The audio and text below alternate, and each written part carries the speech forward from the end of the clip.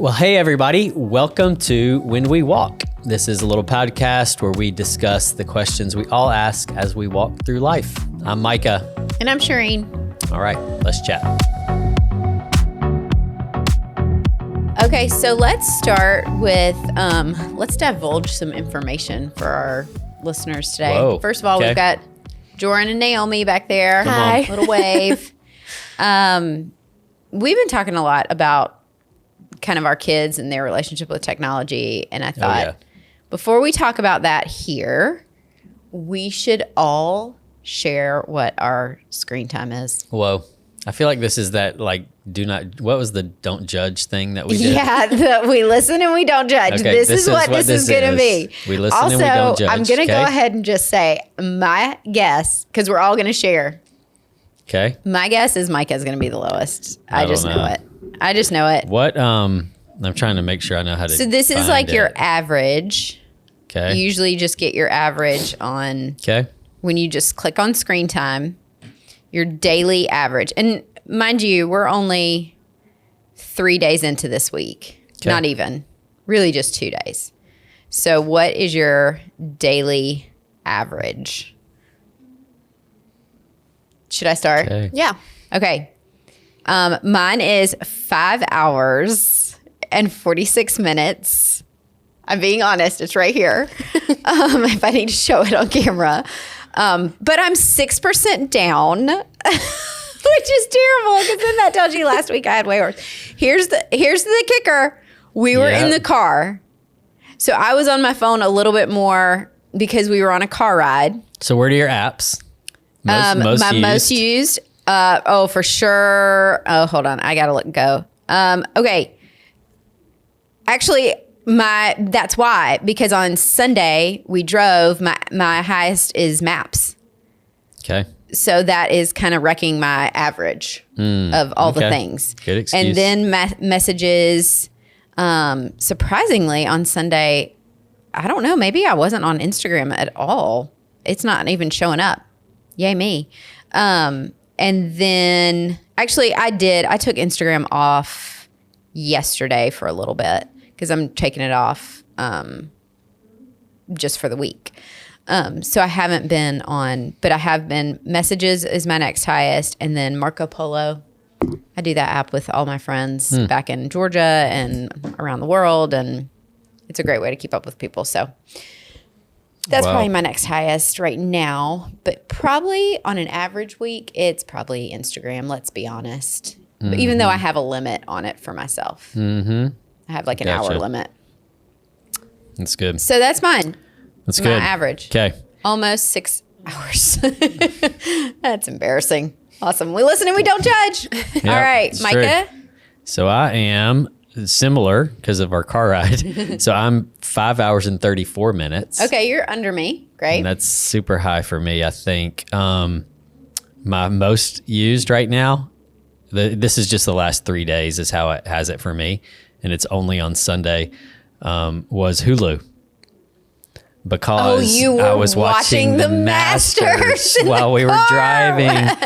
Yeah. So it was great. I don't recommend watching TV while you drive, but listening to golf was great. And I did glance down every now and then. And then Maps, obviously, is my next. It's kind of, ours is kind of off. I wonder if we should look at it, if you look at a different week, it's probably different based off our work life. Because we do a lot of work on our phones. Yeah. I know I have email on there and I check it a lot on there. Yep. Instagram has me really high. I have barely been on Instagram, so I don't understand that. Have you been using my phone for Instagram? I don't know if sometimes maybe there's things I've noticed. It's like gray at the top. I think it like runs if things are running in the background, it counts it. Okay. So I didn't realize that. Oh, okay. Here's why we can talk about it more, but I had to do some research on it because I was looking at my kids' daily averages and I was noticing our kids had like crazy high average days and it was all this grayed out. It wasn't active. And then I had to look it up that like some of these games and apps and things that they all had were running in the background of their phone and taking up so much of their average or their time. That makes sense. So mine tells me I'm 35% up from last week. Whoa. My 535. So I don't know what your up from last week is. I'm not up. I'm down. Oh, you're down from last week. You said that. Okay. I was apparently did a lot more last week. All right, Joran. Okay, Joran. I'm proud of this, but it says that I'm 54% down, so I shouldn't. I'm 3 hours and 40 minutes. Nice. Look at that. Look at you. You're 10 times better than us. And it is your job. It is your job. That's true. I feel like I have a little bit of a... That's impressive. I think that's great and healthy. But I'm trying to see, where do you see your main apps? Oh, TikTok, Maps, and Outlook were my top three. Outlook, so nice. Okay. Priorities. Work hard at That your is job. so okay. I mean, that's pretty. Wait, but you are 54% down. How were you? What were you doing last week? I don't know. That's what I'm saying. I really don't know. Some of these things that run in the background or whatever. I don't know if that takes up so much time. Anyway. Yeah. How many pickups do y'all have? Ooh, I never looked at that. Right below screen time, you'll see, if you look all devices, pickups, and then there's notifications.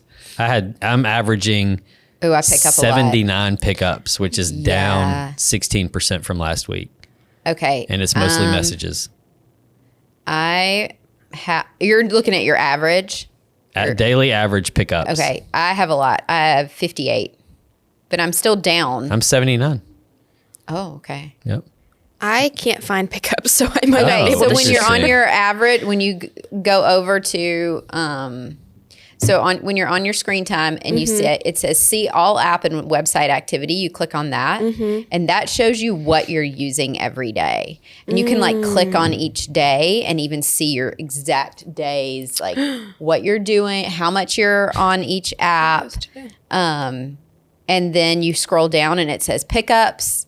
Then it tells you how many notifications you get, where you're getting your notifications. It's pickups today is what you're saying? Well, your average, They'll daily say average. daily average. Most pickups for me was Monday, 147 pickups yesterday. I have no idea why I did that. But it shows you which ones they are. Messages. Yeah, Mine's messages. calendar. Messages, calendar. Yep. Okay. What? What is yours? My average is, this is bad. 165. Come on. Oh, so you pick up your phone a lot when it notifies I you. must. What you should go down and see like your notifications. You probably get a lot of notifications. Yeah.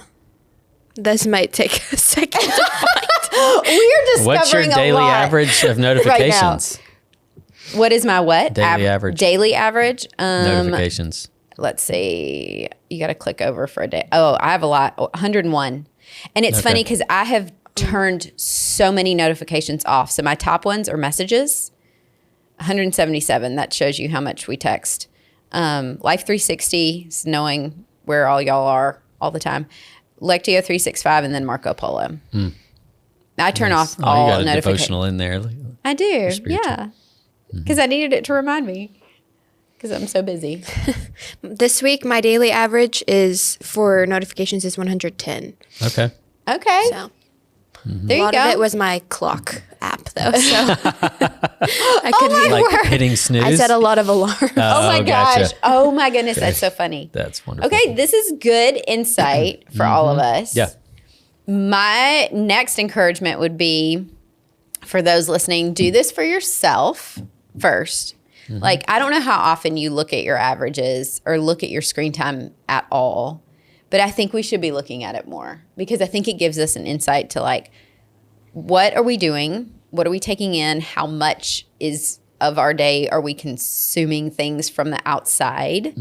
And then I think parents need to look at their kids. Yep. Like we can see all of our kids on our phone. I can look right now and tell you our kids' averages for every one of their days. I can see the apps they use the most. I can see how much. I can see all the same things on mine. I can see on theirs because they have an iPhone as well. And you can judge that however you want. But I think that's important for us to look at. Yeah. It's a good thing. It's good advice, which kind of, I think, leads us into what we'll talk about today. The impact of technology on our kids. Right. And this isn't just like for those who aren't parents yet. This isn't like tune out, because I think what you'll discover as you listen is a lot of what we're talking about kind of translates across ages. We all struggle with technology in different ways, but there's just some kind of startling information coming out about adolescent screen time use. But also just in our phase of life, having a 12-year-old, a 14-year-old, a 15-year-old, and a 17-year-old, I would say we're starting to feel and see the impact that technology is having on them. For sure. They've been at it long enough, and they didn't even get phones. No, they got early. phones later than almost. I Middle think we school. gave our kids phones later than their friends got phones, for sure. And yet we're now seeing, after a couple years in with each kid, well, Sarah Chambliss kind of half and half, but with the top 3 kids or the older 3 kids, we're starting to see some of the impact. Yep. And I think it's worth talking about. So what would you say you're noticing in our kids after they've been kind of having phone access for a little while? So in specifically our kids, like not our kids, our children. General. Let's start here. Since they've started phone usage, definitely more just addictive habit.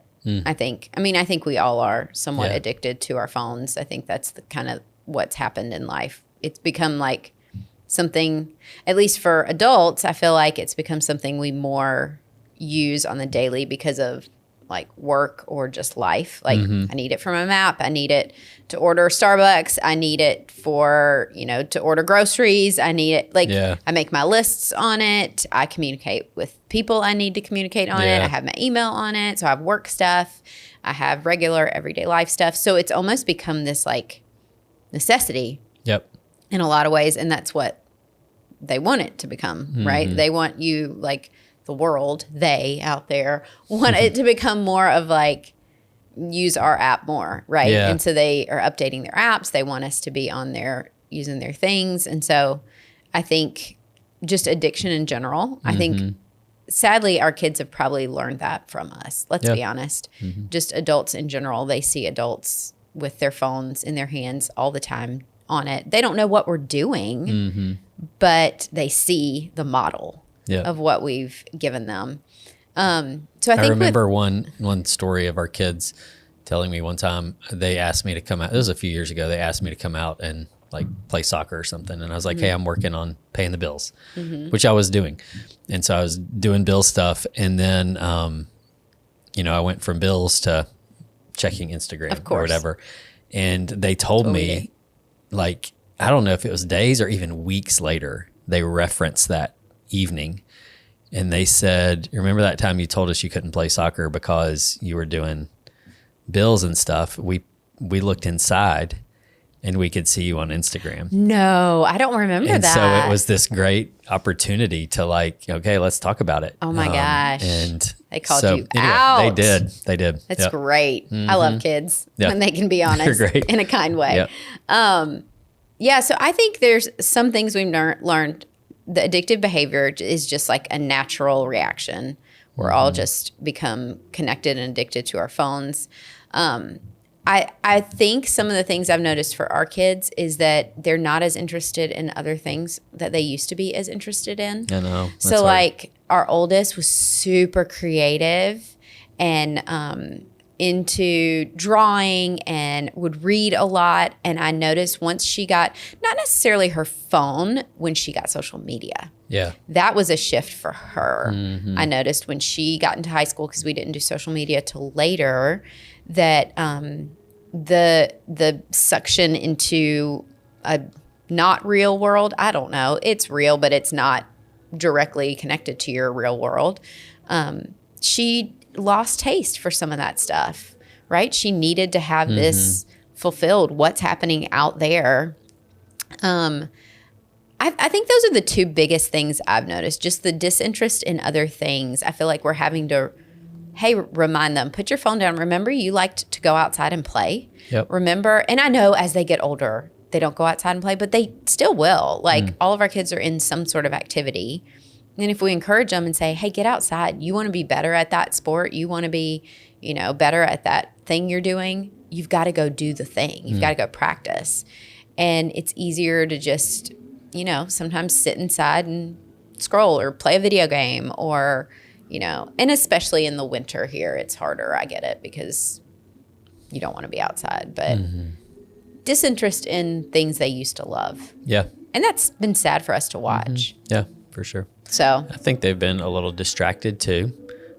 We notice we ask them to do things, and they're often, yeah, I'll get to it in a minute, and then they never get to it. Yeah. Because they're focused elsewhere and a little bit more disconnected.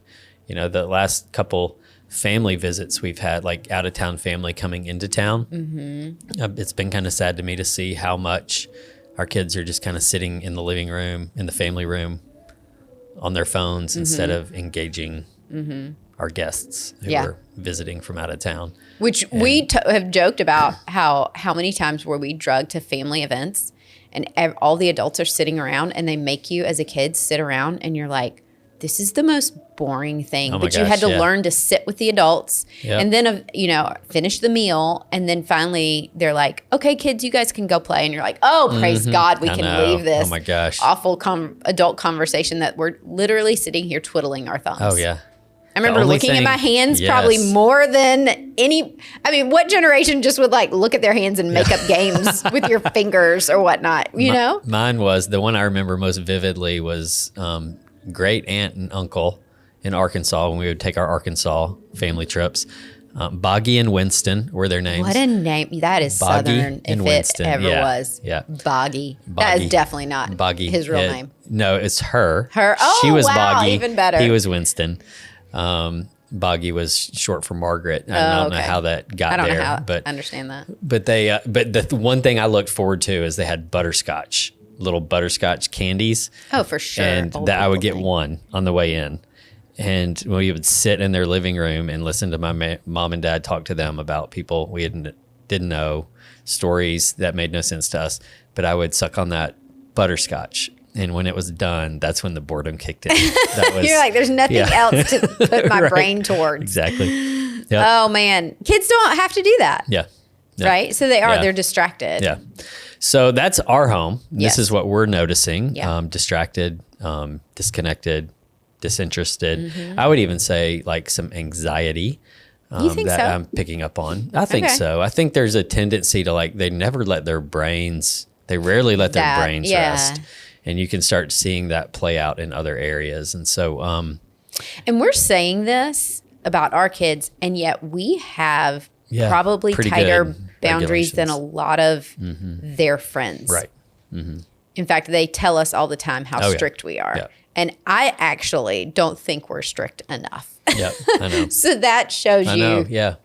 Okay, I want to hear Joran. Yes. You know, we're talking about things we've noticed in our kids who are probably a little bit younger than you, in the same generation, but on the younger end.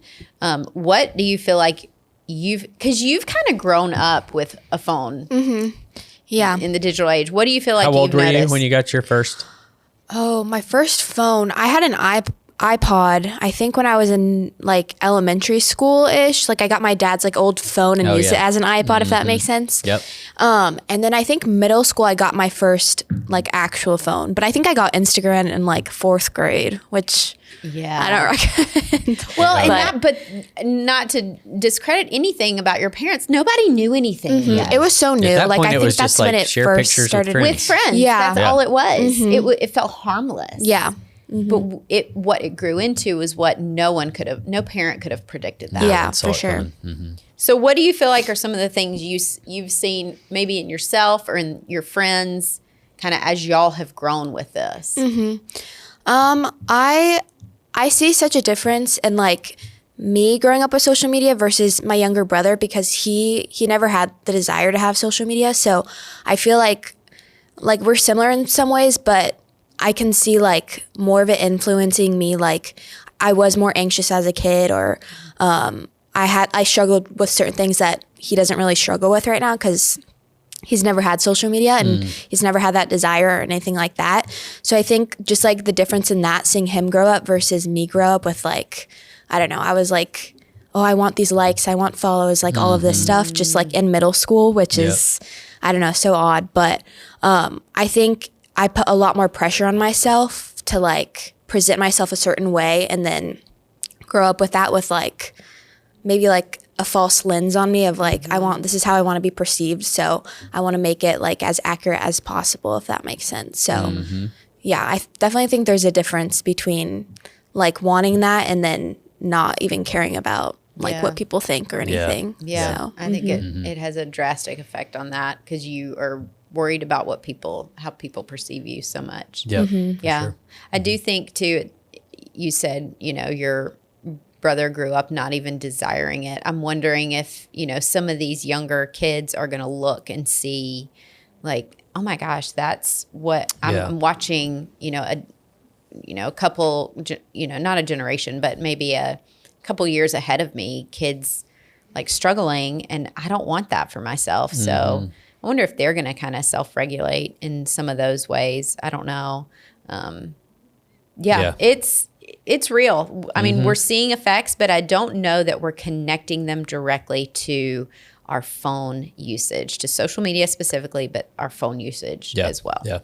So one of the people I think who's doing some of the best work helping us discover the impact of our phones on the younger generation, Jonathan Haidt. Yes. You started following him a few years back. Before he was kind of popular. Yeah. And then he just came out with this book this year or last called The Anxious Generation, which is really talking about it's hit New York Gen Times Z bestseller.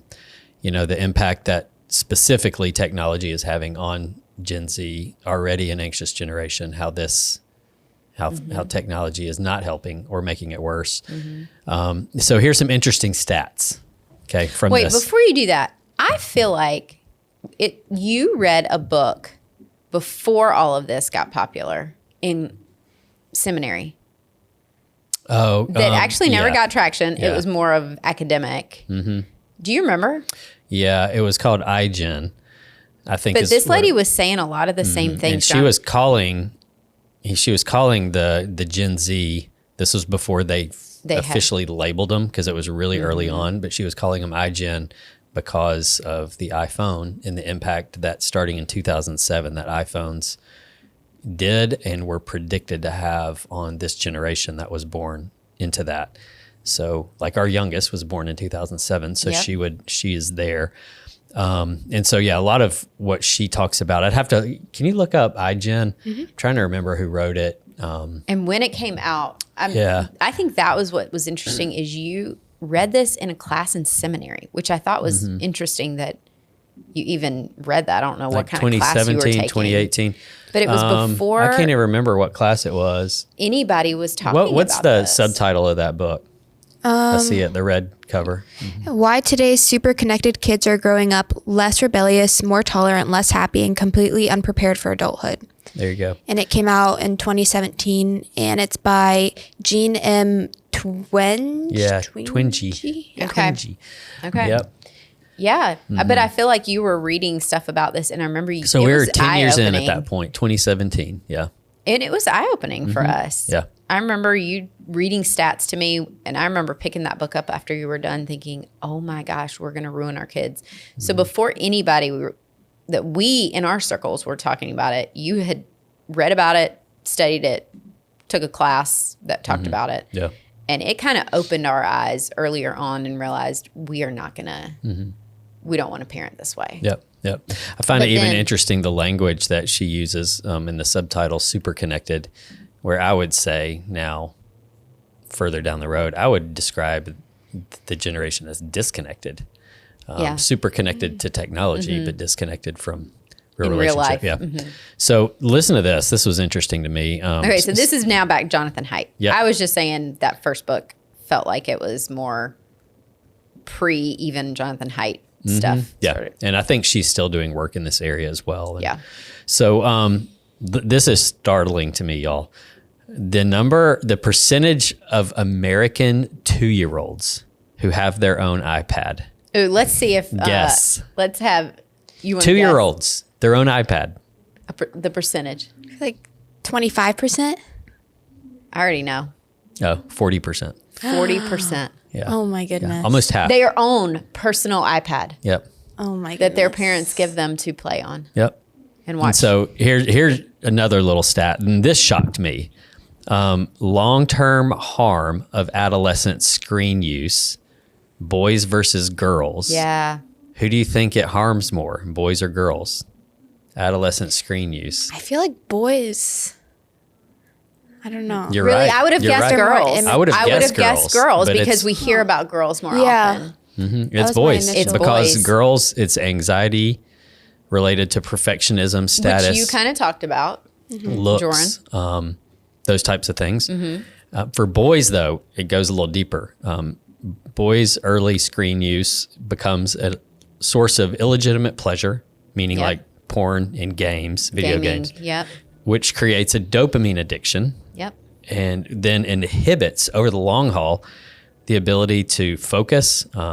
It limits self-control. It limits kind of our goal-oriented mindset that then results in struggles to hold a job and have healthy sexual relationships. I mean, these are long-term effects. Yeah. I think if parents saw this as a warning, remember before cigarettes had warning labels? Yes. Everyone was like, there was all these like beautiful things about cigarettes. And then finally people were like, why aren't you putting the warning signs that we didn't discover till years later? And it was funny. We were at a store the other day and I noticed, because the cigarettes are always near the checkout, right? There was a big colorful sign. It wasn't just in black and white. It was like huge and colorful saying, this will cause this. And it was huge. And I was like, wow, we're doing such a great job now finally educating people about the effects of cigarette usage. If every iPad, as you're going to buy your iPhone had a or warning label. smartphone Yeah. or iPad or whatever, came with these warning labels, I wonder what would be a difference. If it was in bright colors, right there on near the boxes that you're going, I mean, Apple would never do that. Yeah. But Unless they're what forced if? to. Yeah. What if they did? What would that, if we could read that? Here's what it could cause in boys. Here's what this could cause in girls. Yeah. Well, I think too, like what we're feeling, I think with our kids is we're at the, the little window of time that they're growing up with technology, I hope is like the worst window. And the reason I say that is because like Jordan, y'all didn't know. Yeah, Like, your parents, you got generation Instagram in didn't fourth know. grade. It was like, this is just a fun way to share pictures. Like that's all it was. Now we know what it can do and We're what starting it's to know, become. I think we've discovered it, but we haven't regulated it yet. And that's it's like these apps have truly become, I would say, kind of dangerous to Yes. our souls in the way that they're designed and the way they draw us in. And we now know that because of anxiety numbers, because of all these stats we just mentioned. But we haven't caught up to regulation yet. Right. And so it puts us, I think, as parents in a tough spot because those of us who are engaged with this, we are aware of what's happening to our kids. We're trying to regulate it a little bit, but we're not getting any help from schools. Really, we're not getting a lot of help from like government, like put some warning labels, like put some warning whatever. labels out Like we're there. just not there yet. So Jonathan talks about, he talks about 4 norms that we need to work towards as a culture and as a society, which we can actually, until our culture and society are there, we can do these things in our home. Right. He talks about no smartphone before 14. So if you need a way to connect with your kid, find a way to connect with your kid that's not a smartphone. Because you can still buy I think you can still buy flip phones. You can still buy I know there's companies out there that have phones marketed more towards kids that maybe look like a smartphone, but only function bare minimum. Like you're not allowed to have Gab any phones or social whatever. app. Yeah, Gab phones. There's a Bark phone. There's all these other phones that are now coming out because of this. So, So no phone before 14, no social media until 16. and these are, I heard him talk about this. These are at the earliest. At the earliest, yeah. Like you really should even be pushing it later than this is what he would say. Yeah. Phone-free schools. Which I agree with. Which, it's crazy. I mean, that to me is like the most disturbing thing we're watching with our kids is the amount of time they're on their phones during the school day. I know.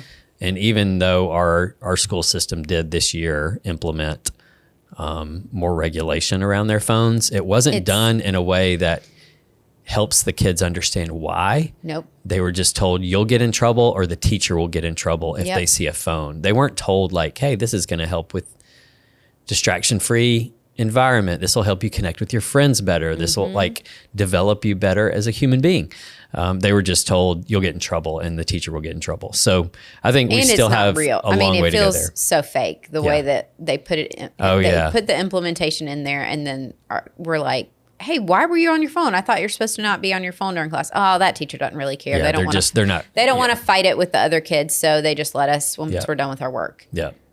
Anyway. Yeah. So phone-free schools is huge for thousands of reasons. Right. That, I mean, I just could never imagine being in high school and being able to just watch whatever show I wanted to watch anytime I wanted to watch it. Well, and think about teachers. Surely teachers hate this. I just feel like I haven't heard enough teachers talk about this. Maybe they don't care. I'm assuming they do, or maybe they don't want to fight it. Maybe, I don't know. But I would think teachers would be like, this is the hardest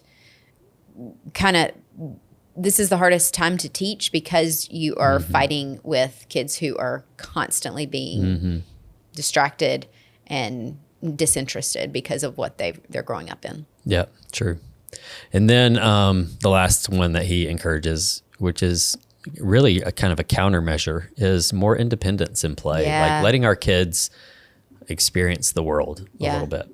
I've heard him say kind of his biggest tagline is we are overprotective with our kids in the real world and we are underprotective with them in the digital world. Yep. Like we are creating too much safety around them in their real lives and we are not putting enough safety boundaries around their digital lives. We've flipped this. And it's funny, I was listening to a snippet of him on a podcast and he said something like, this current culture, we actually are safer in the real world. He's like, crime rates, if you looked when we grew up in the 90s, in the 80s and 90s, crime rates were actually higher in general. They weren't locking up child molesters and putting them behind bars. Like now they are. Crime rates, wait, you just said crime rates were higher when we were younger. Okay. He said they've actually gone down. Okay. Crime rates, actually like putting people behind bars for the crimes that, we finally like said, hey, this is happening. Let's take care of it. And he's like, where they've gone? They've gone online. Oh, gotcha. He's like, so we think we're still supposed to coach our kids, beware of the van driving around the neighborhood to come and scoop you up. And we're creating these terrified children to be outside on their own, to play in the neighborhood. When really, and then we're telling them to come inside and be on their devices for hours. And he was like, that's where, you want to know where the predators are? That's where it's happening. And it can happen behind closed doors and they never get found. Yeah. And, actually outside in the real world, they're a lot safer than you think they are. And we are not allowing our kids to just be kids, go explore phone free, tell them when to be home, just like the way we grew up. Like, okay, when the street lights go off, go on, you better be home for dinner. And my parents, they knew I was in the neighborhood. Hopefully. I didn't, they knew where I was in general and they could call another mom or parent. But for the most part, we were out all day, I remember, in the summers playing and having a good time and just coming into different kids' houses, getting snacks or whatever.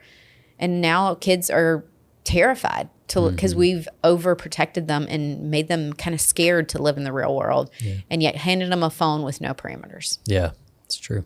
Yep. Yeah. So those are kind of his four norms that he feels like as a society we should move towards. I think the reality is we can start doing these things at home. If even before society has caught up. And so I just thought maybe we could share a few tips or adjustments that we've made along the way to kind of help our kids with stewarding technology. I think that's an important way to think about it, is you're stewarding this. It is going to be a part of their lives forever, unless you're like Amish. Our daughter, we saw the Amish man driving his cart the other day, or his carriage the other day on the highway, and She was wondering, what is it like to be Amish?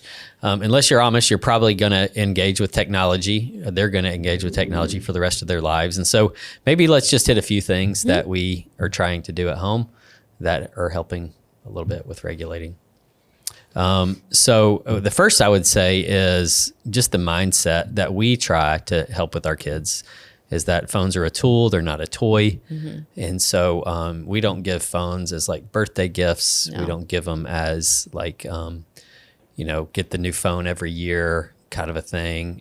We really try to help them see like this is a tool. And it's something that, I know some people do contracts with their kids, which I think is a really great idea. We've never done that, but I think that's a really cool way to approach it to help you can find things like that online. Some places I follow all kinds of places that do that. Yeah. It's good. So you don't have to write up your own, and then you can kind of adapt it. Yeah, that's good. The next one, and you do this really well, so you can speak into it, is the safety side, what you just mentioned. We have to know the apps they're on. Like we have to learn them, even if you're not a tech savvy parent. I know. You kind of have to spend time like figuring out these apps if you're going to let your kids use them. Understanding filters. I mean, we've spent so much time and energy on home filters. The monitoring side of it, checking in on what our kids are looking at, looking at their screen time, looking at their text messages, looking at their stuff. Speak into that a little bit, the safety side of it. This part's hard because I am not tech savvy by any stretch of the imagination. But you have become that, I think. By force. I hate it, actually. I tell you every time, like the kids are like, Mom, my phone won't something they want it to do. And I'm like, I'm sure it's some safety feature I clicked at some point, and now I can't remember how to unclick it for you. That's how frustrating. And then I'll go through loads of reading things online and trying to figure it out. It really can become like a part-time job, managing your kids' tech lives. So I think when a parent is ready to give a kid a phone, especially a smartphone that has access to so many things, you have to do the diligent work. You have to be ready to take on the work. Yep. Like the same reason we're very careful when we give our kids a car and the keys to a car, and we're checking on their car, and we're checking on their driving and all that stuff. Like we cannot hand kids a device without following up. We can't just think we're giving it to them and that's it. I think there's a lot of places out there. I had to do a ton of research to kind of find people who were doing any sort of safety, anything. And it wasn't popular when Laylee first got a phone. And so now it's become more popular. But Bark Technologies has so much help. For a while, we had that on their phones. Do you remember that? Yep. Where we could monitor everything. And it would send us alerts of hey, you might want to check out this, if they sent pictures, if they send all kinds of things, it alerts you. And so Bark, I think, was really good. There's some other ones. What have we done in the past? I can't remember. There was one that I think tried to use before Bark, but I can't remember what it was. There's some other ones. Simpler one. Because we have Canopy is one that some friends of mine have used. Yep. And then I think just on the iPhone, a lot of parents don't even just use the filters and parental controls on there. We do those all the time. I mean, I do. Yeah. I don't know how often you check it. Not as much. No, I really do manage all of that for them. And then we have it to where they can't download an app unless they request it. So we have to research what the app is. We can look and see at what everything is. I always will check apps before, even with the age that it says on the app.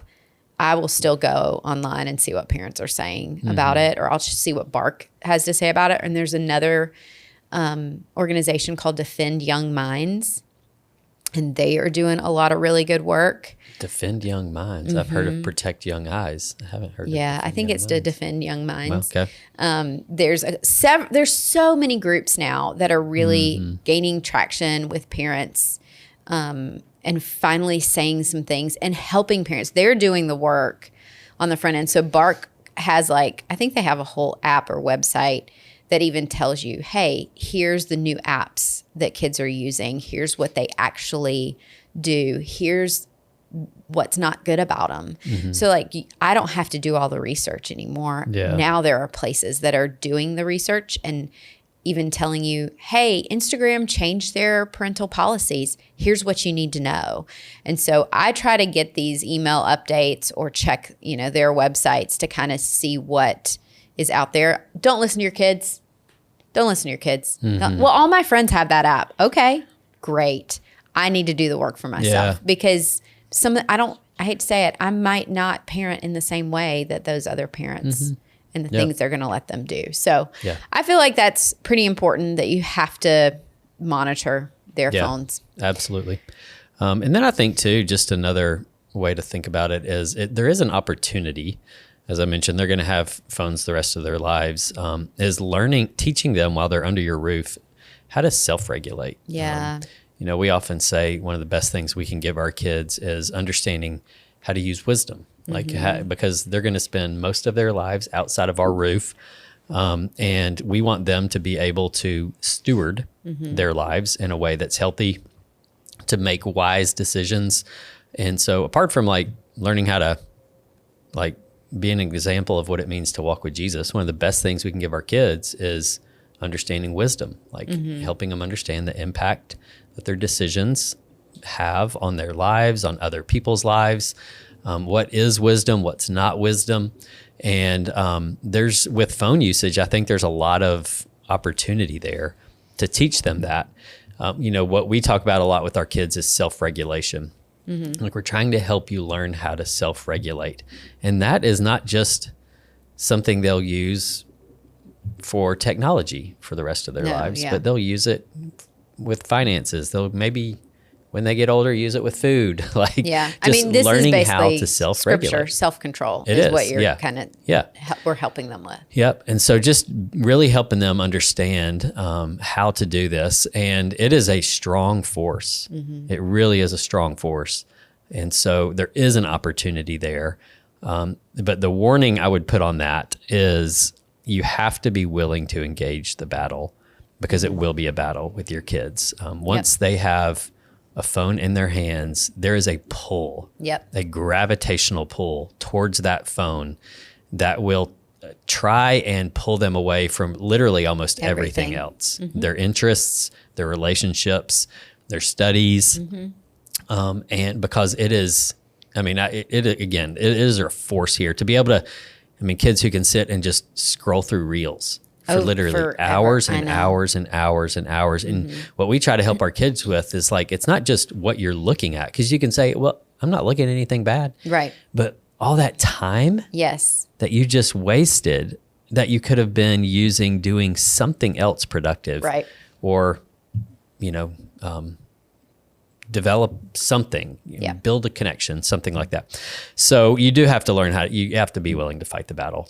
I think one of the things I love how Jonathan Haidt says it's creating dopamine hits that are telling our brains we need more of this, because it's affirming that's our pleasure, right? I gained something out of this. I need to do it again. And so you create these habits. And I love how he said back in the day, a kid would build a treehouse. That's probably our generation. Yep. This is the examples he's giving.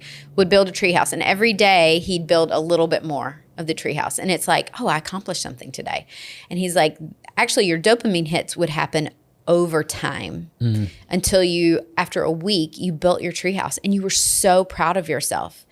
And he said, what kids are training their brains now is they get an immediate, after a few seconds, dopamine hit after dopamine hit after dopamine hit. So this slow burn of dopamine to create this long-term focus, long-term, I can put myself to something that will, even though it's going to be days later, bring me pleasure, build my treehouse. It's going to take me a whole week to do. Yep. And yet you still get that same pleasure feeling, but you get it over time, and you train your brain that I can do these long, hard things. Versus now our kids are playing video games on their phones, scrolling, which that's why slot machines, it's the same idea as a slot machine. It's training your brain that you get the next dopamine hit if you pull the lever. If you scroll to the next video, play the next round of whatever game you're playing. And we have trained our brains to need more in a less span of time. And it is so dangerous for their development right now. Yeah. And so I don't know. I think that helping kids, we have to understand maybe the science behind it, but then helping our kids understand what's behind it too. Kids can handle understanding a why. We've talked about this. Yeah. If you give them a little bit more why, they can understand it. We have to train them and teach them. One of the things I didn't get to say about safety is we take kids' phones. Jonathan Haidt always says, and we did this before he was even saying it, no phones in bedrooms. And if they do need to be on their phones, use it for homework or talk to a friend, it's doors open. And no screens in bedrooms for the most part. And, computer if you need to do homework or things like that.